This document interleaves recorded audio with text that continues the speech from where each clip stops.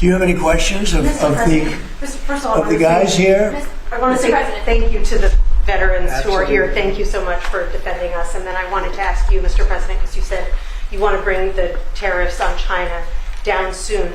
How soon do you want to bring the tariffs on Chinese goods down? Well, that depends on them. We have a situation where we have a very, very great place. It's called the United States of America, and it's been ripped off for years and years. These people know it. We talked about it before you came in.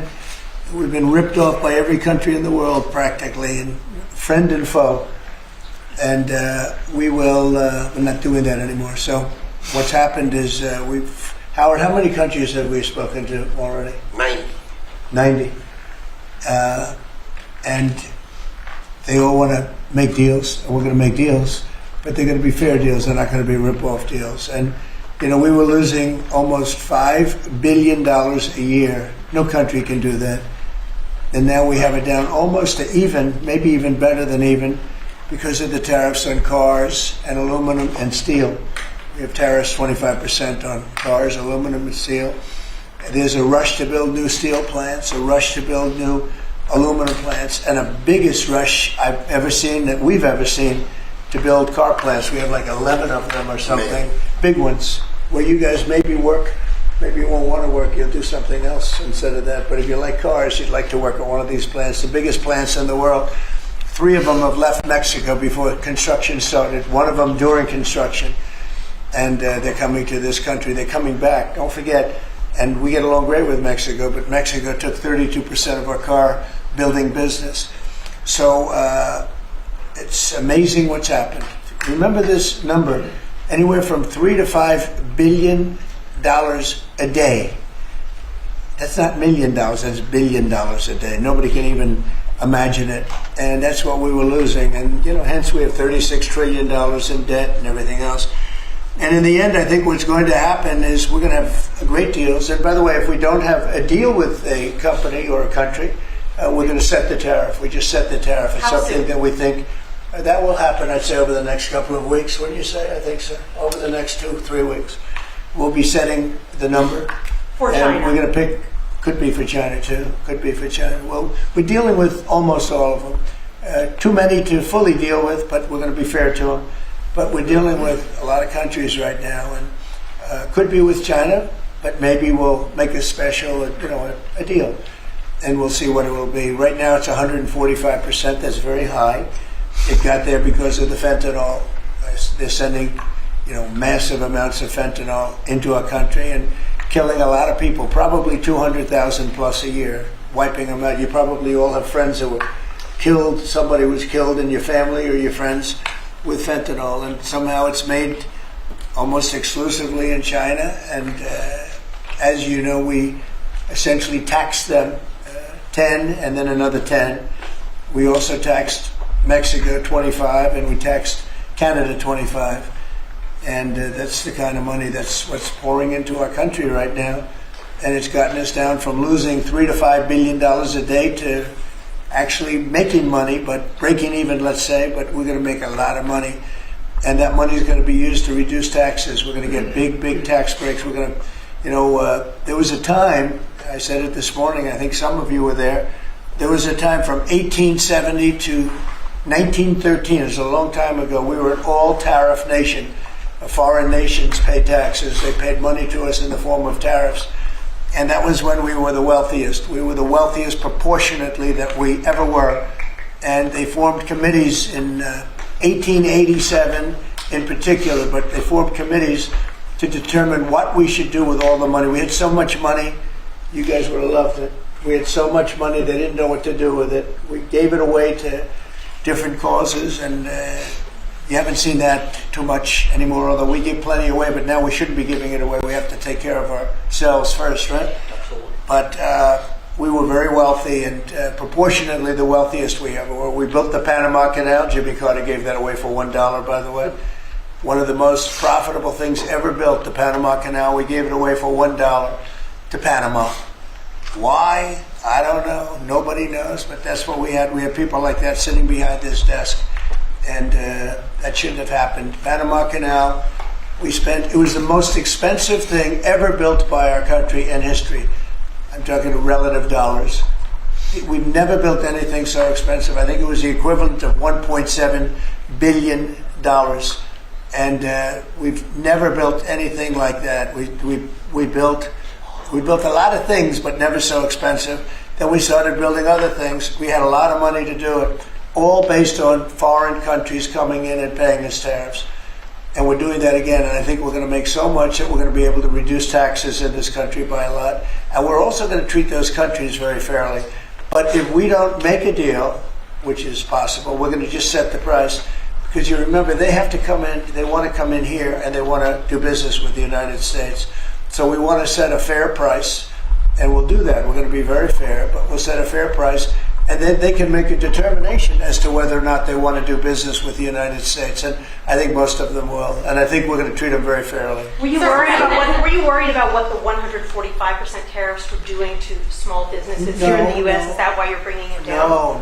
No, I haven't brought it down. I haven't brought it. Still 145. I haven't brought it down. I said it's a high tariff. It is a high tariff, but I haven't brought it down.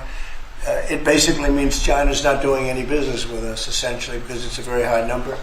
So when you add that to the price of a product, a lot of those products aren't going to sell. But China's not doing any business. They were doing $1.1 trillion. Think of that. $1.1 trillion. You know what that is? And it was just very unfair to us. And we were doing very little, relatively very little with them. It was very one-sided. But we get along. I get along very well with President Xi, and I hope we can make a deal. Otherwise, we'll set a price, and hopefully they'll come here and they'll contribute. And if they don't, that's okay. So on your trip to Rome, there's a lot of leaders attending the Pope's funeral who also said they'd like to meet with you while you're there. Do you have any meetings set up? Yes, I do. I have a lot of meetings set up. I don't know if I can do it. Do you want to help me out, fellas? I got a lot of meetings. I got every leader in the world, which tells you that we have a good product. It's called the United States of America, and it's great. And these people know about it better than anybody in this room. But we have a great place, and it should be a lot greater. And that's what we're going to do. We're going to make it greater than ever before. It's very simple. Who are you going to be meeting with, President Zelensky? Well, I have a lot of meetings set up. Yeah. Okay. And are you bringing anyone with you in the U.S. delegation to the funeral, like Secretary Rubio or a former president? We have a couple of people coming. We'll announce it probably this evening or tomorrow. First Lady's going, and some people are coming with me from staff. But we'll have a number of people going. I'm sure it's going to be a beautiful ceremony. And on the war in Ukraine, are you going to be meeting with President Zelensky? He's asked to meet with you this weekend. Will you be meeting with him this weekend? I don't know that he's going to the funeral or not, but I just hope he gets this thing solved, because we're losing about, think of this, 5,000. I was saying 2,500, and everyone was telling me that's low. 5,000 soldiers are being killed every week, approximately. Think of that. Every week, 5,000 soldiers. But let's say from 3,000 to 5,000 are being killed. They're Russian and Ukrainian. They're not Americans, but they're Russian, but they're people. And they're humans. They're human beings. They have families. They wave goodbye to their son, and then they get a call that the son's no longer there. It's a vicious war. And if I can help solve it, we're not losing our soldiers, but we're losing soldiers, a lot of people. And if I can solve it because of a certain ability, that would be great. And if it doesn't happen, I will say that I think Russia is ready, and a lot of people said Russia wanted to go for the whole thing. And I think we have a deal with Russia. We have to get a deal with Zelensky, and I hope that Zelensky, I thought it might be easier to deal with Zelensky. So far it's been harder, but that's okay. It's all right. Have you had But I think we have a deal with both. I hope they do it, because I'm looking to save, and we spend a lot of money, but this is about a lot of humanity. This is the worst. I get the pictures, the satellite pictures. I've never seen anything like it, of the fields after some of these battles. It's horrible that it's going for nothing. We would have never had this problem. You would have never had that war if I were president. I guarantee you that. And for 4 years you didn't have it. Are you going to meet with Vladimir Putin? Please. Are you going to meet with Vladimir Putin? I will be meeting in with Saudi Arabia?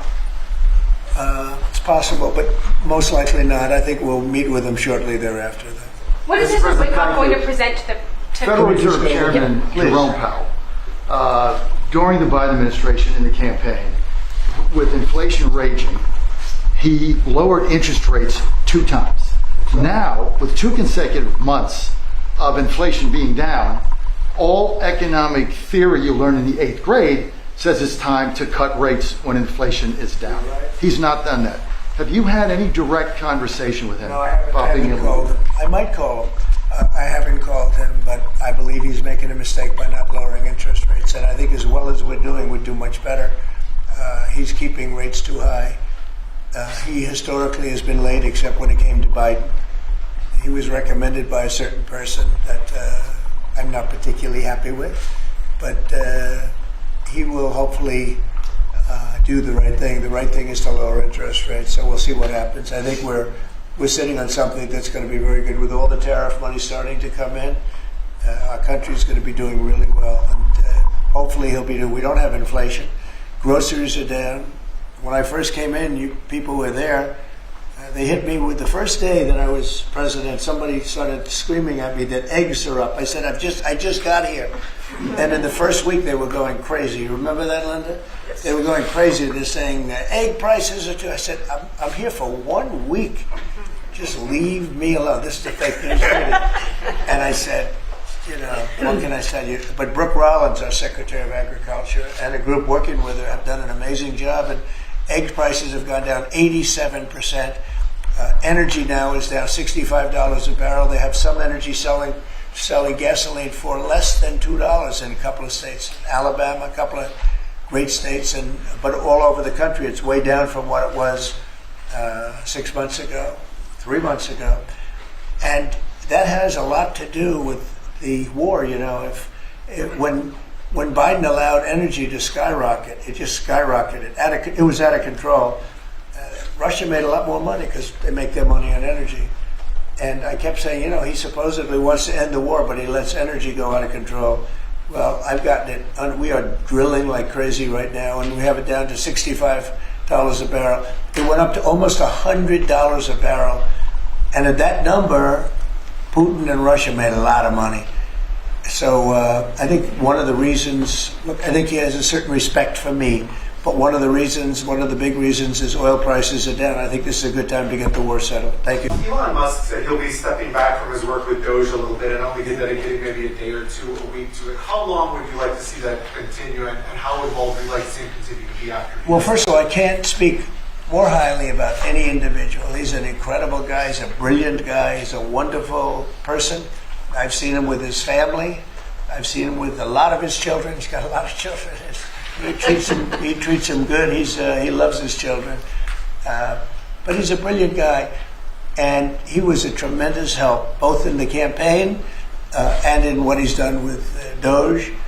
And we're talking about almost $200 billion and rising fast, because many of the things that we were looking at are now being found out to be fact. It's terrible. I mean, the fraud, the waste, the abuse, everything that's happened is just terrible. So I also know that he was treated very unfairly by I guess you'd call it the public, by some of the public, not by all of it. I say he makes an incredible car, everything he does is good. But they took it out on Tesla. And I just thought it was so unfair because he's trying to help the country. But he has helped the country. I also want him to make sure that he's going to be in great shape, and I know he is. I mean, he's going to do great. He loves the country. He didn't need to do this. He did it. And I told him, I said, whenever you're ready, I'd like to keep him for a long time, but whenever you're ready, he's an exceptional guy. When you see those rockets go up and come back and land in the same gantry, nobody else can do that but this man. So he's just an incredible person, and he's a friend of mine, and he's a nice person too. He's a very nice person. He really helped the country, saved us a lot of money. And I heard him say that he'll start easing, he was always at this time going to ease out. And when he goes back to Tesla, that'll be taken care of. It's artificial. These were sick people that thought they were doing something. He's a great patriot, and he should really it should be, it shouldn't be the way, that should never have happened to him. And I will tell you right now, he makes a great product. He makes a great product. It's a great car. It's great everything. Starlink is great. What he does is good. He's doing medical things that are amazing. And we have to, at some point, let him go and do that. And we expect him to be doing it about this time. But I'll talk to Elon about it. Thank you for the question. So, a second question. Canada has an election coming up. Do you have a prediction for that, and what do you think the results of With that respect to Canada? with the negotiations? Oh, I don't want to predict other nations' elections. It's tough enough doing this one. Look, I love the Canadian people. I like Canada, but it's costing us $200 billion a year to support Canada. $200 billion. And I say, why are we doing that? You know what? We can make our own cars. We have more energy than they do. We have more energy than anybody in the world. We don't need their lumber, obviously. We have more lumber. We have a lot of lumber. We have a lot of everything that they sell us. But in particular cars, they took a large percentage of the car making, and I want to bring it back to this country. I really don't want cars from Canada. So when I put tariffs on Canada, they're paying 25%, but that could go up in terms of cars. When we put tariffs on, all we're doing is we're saying we don't want your cars in all due respect. We want really to make our own cars, which is what we're doing in record numbers now. You know, we're going to be at record levels in a very near future because of all the plants, the car plants that are being built.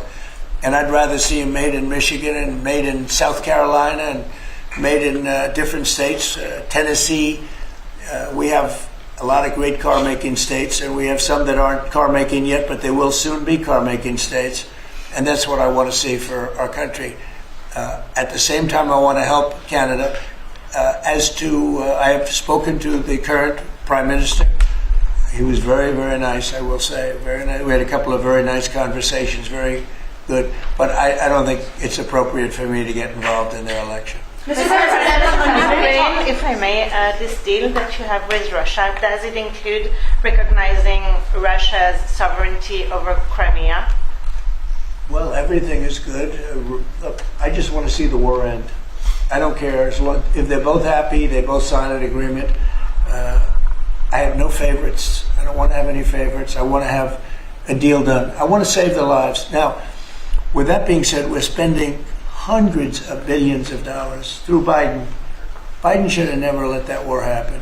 We're spending hundreds of billions, maybe $350 billion we've given to Ukraine.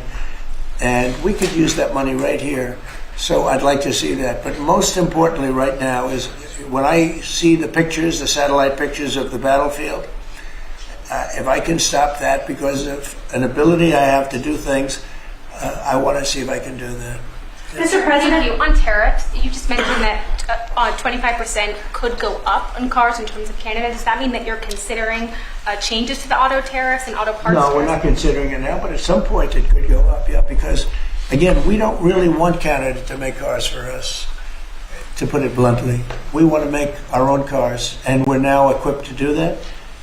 They took a lot of our car business. Mexico, too, took a lot of our car business. We want to make the cars here. I'm running this country. I'm not running Canada.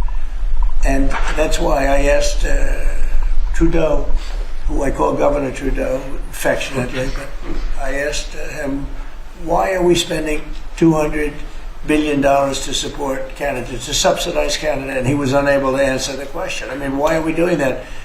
And I have to be honest, as a state, it works great. As a nation, considering the fact that most of the nation, 95% of Canada, what they do is they buy from us and they sell to us. They sell to us. If we didn't buy their oil, and we don't need their oil. We have more oil than anyone, but we don't need their oil. We don't need their lumber. We don't need their cars. We don't need anything. So I said, why are we doing this? Why are we spending $200 billion? It doesn't make sense. If we needed something, that would be a different subject. So I'm working well with Canada. We're doing very well. We're working on a deal. We'll see what happens. But again, why, representing this country, why are we spending $200 billion to support and subsidize another country? Because if they didn't have us, and if we didn't spend that money, as Trudeau told me, they would cease to exist. He said that to me. They would cease to exist, which is true, certainly as a country. And then on tourism, there's been a steep drop-off in international travel to the United States. It was down 12% last month, down even more from Western Europe. Why do you think that there are fewer people suddenly who want to travel to the United States? Well, that could be a little, there's a little nationalism there, I guess, perhaps. It's not a big deal, but, with the dollar being where it is, because, China would always fight for having a low dollar. Japan would always fight for having a low dollar, meaning a low yen, or in the case of China, the yuan. They'd always want to have I'd speak to President Xi a lot. I'd say it's unfair that your yuan is so low. I'd call up a great man, Prime Minister Abe, great man, Shinzo, who was unfortunately assassinated. And I used to tell you, he was a good friend of mine, I used to say, Shinzo, you can't let your yen go down. It makes it very hard for us to sell tractors. It makes it very hard to us to get tourism. And our dollar is a little bit on the low side. And that means that a lot of tourism is going to come in. But I could see a little bit of nationalism at work. And I could see it likewise with us, not wanting to go to certain countries. But that will work out very Do easily. you think some people are scared to come here because they hear the stories of tourists who are detained for a few days or even a week or two? No, we treat our tourists great. We're the tourism capital of the world. There's no place like this. And there may be a little bit of nationalism, but I doubt it. I actually doubt it, yeah. Mr. President, has there been any direct contact between the U.S. and China trade at all? Yeah, of course. Yeah. And Every day. every day. And then secondly, would you support a millionaire tax? I think it would be very disruptive because a lot of the millionaires would leave the country. In the old days, they left states. They go from one state to the other. Now with transportation so quick and so easy, they leave countries. You'll lose a lot of money if you do that. And other countries that have done it have lost a lot of people. They lose their wealthy people. That would be bad because the wealthy people pay the tax. Okay? So how did the talks today go in London? Do you think that the asks from Ukraine and Europe I think they went well. I mean, we've got to get two strong people, two smart people to agree. And as soon as they agree, the killing will stop. But I think they went well, pretty well. So as you've been watching We understand that your economic team, many of them are here today, J.D. Vance, has negotiated what's called a monster trade deal with India, like biggest one ever. Can you share with us what some of the framework of that might be? You said England. India. India? India. Oh. Muslim. They're not very complicated, these deals. It's about the tariffs. India charges almost more than any other country in the world. And believe it or not, we do very little business with India, other than the fact that I like the Prime Minister very much. He's a friend of mine. He was here 2 weeks ago, as you know. And we stood right outside, did a news conference. Unfortunately, the grass was very wet. It was very hard for people to stand on the grass. They got their shoes all ruined. But other than that, it was a very good news conference. And he's a great guy. But we do very little business. You know why? Because their tariffs are so high. They have among the highest tariffs, higher than China. They have among the highest tariffs in the world. And I understand they're going to reduce those tariffs. But it's really sort of their problem, not ours. We do very, very little purchasing in India because and selling. We do very little selling. I mean, Harley Davidson, I said, how are you doing in India? This is about 6 years ago. They came to lunch as a great American company. They make the motorcycles. And I said, how are you doing in India, as an example? Well, we don't do any business there. Why? Because the tariffs are too high.